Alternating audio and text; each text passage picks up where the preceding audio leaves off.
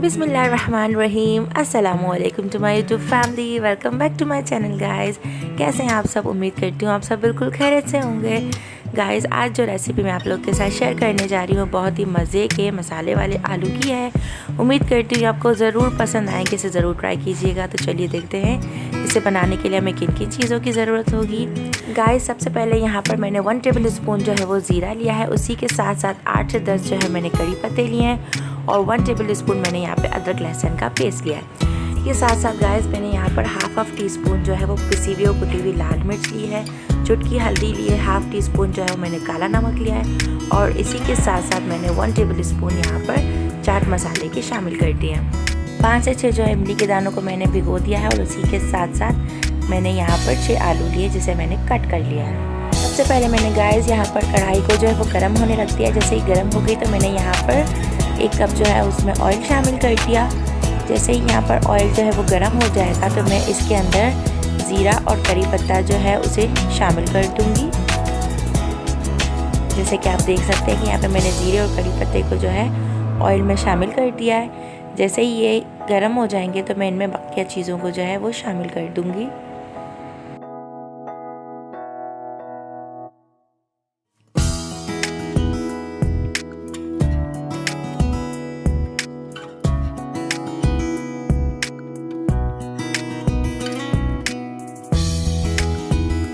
अच्छा जी गाइस, अब मैंने यहाँ पर जिंजर गार्लिक पेस्ट शामिल कर दिया है इसमें और इसे भी मैं अच्छे से फ्राई कर लूँगी। जैसे ही जो है इसका कच्चापन ख़त्म हो जाएगा तो मैं यहाँ पर जो मसाला मैंने बनाया था जिसमें कुटी हुई और पिसी हुई लाल मिर्च, काला नमक और इसके अलावा हल्दी और चाट मसाला था वो मैं इसमें शामिल कर इसे भूनूँगी। जैसे कि आप देख सकते हैं गाइस कि अभी जो है मैं इसमें ये वाला मसाला शामिल कर रही हूँ और मसाला शामिल करने के बाद जो है हमें ज़रूरत होती है कि हम इसमें थोड़ा सा पानी शामिल कर लें ताकि हमारा मसाला जो है वो जले ना।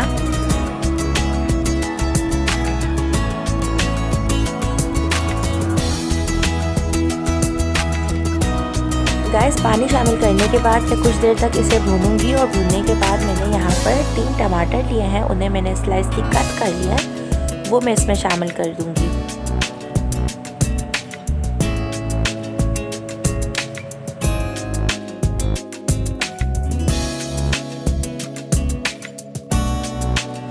जैसे ही मसाला भुन गया तो मैंने इसमें जो है टमाटर शामिल कर दिए और टमाटर को हम तब तक भूनेंगे जब तक जो है इनका पानी जो है वो अच्छे से खुश्क नहीं हो जाता, तब तक हमें इसे भूनना है।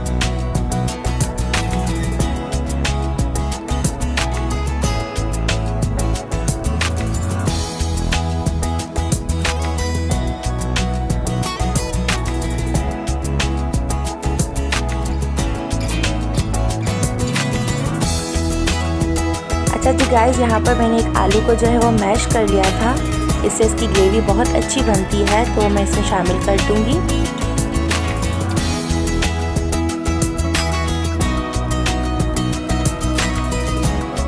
गाइस यहाँ पर तमाम चीज़ों को जो है मैं बहुत अच्छे तरीके से भूनूंगी जब तक ये जो है परफेक्टली कुक नहीं हो जाते। इसके बाद जो है मैं इसमें आलू शामिल कर दूँगी, तब तक हमें इसे मुसलसल तौर पर भूनना ही है।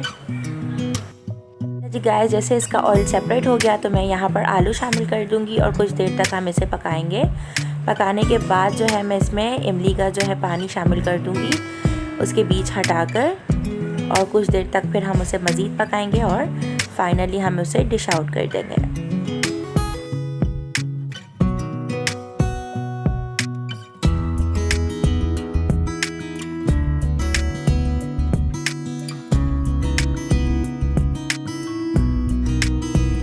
कि आप देख सकते हैं कि अभी जो है मैंने इसमें इमली का पानी शामिल कर दिया है।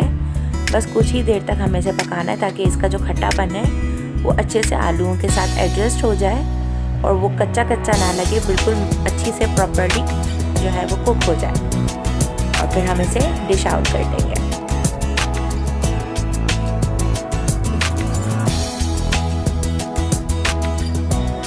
उम्मीद करती हूँ गाइस ये ज़रूर आपको पसंद आएंगे, इसे ज़रूर ट्राई कीजिएगा। मिलते हैं आपसे नेक्स्ट ब्लॉग में किसी और रेसिपी के साथ। तब तक मेरे चैनल को लाइक, सब्सक्राइब और शेयर करना मत भूलिएगा।